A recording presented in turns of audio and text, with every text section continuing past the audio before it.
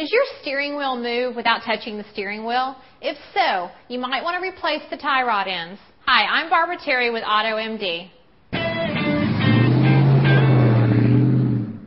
The tie rod end is located behind the rotor and attached to the steering knuckle. If it wears out, it affects the safety and tire wear and will need to be replaced.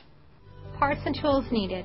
For this project, you will need the following parts: outer tie rod end, possible replacement cotter pins. You will also need the following tools: flashlight, lug nut wrench or tire iron with breaker bar, torque wrench, 3/8" drive ratchet, set of sockets, set of wrenches, flathead screwdriver, mallet, channel lock pliers, puller tool. Your own vehicle's components and parts may differ, so always refer to your vehicle's owner's manual for details. For your safety, we recommend wearing safety glasses, latex gloves, and closed-toed shoes when working on your vehicle. Park your vehicle on a level surface. This will ensure your car will not roll or lean when lifting it with a jack.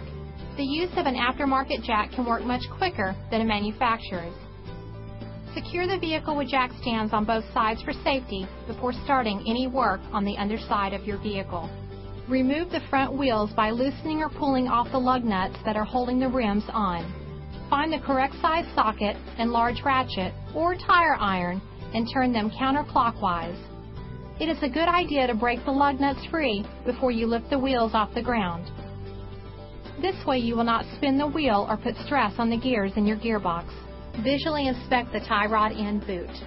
Next, mark how far the tie rod is threaded onto the inner rod. Loosen the jam nut on the inner rod.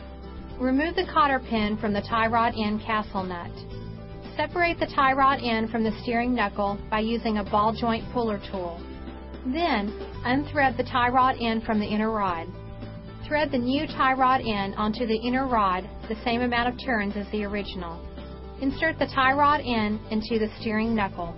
Next, torque the castle nut to manufacturer specifications. Tighten the jam nut.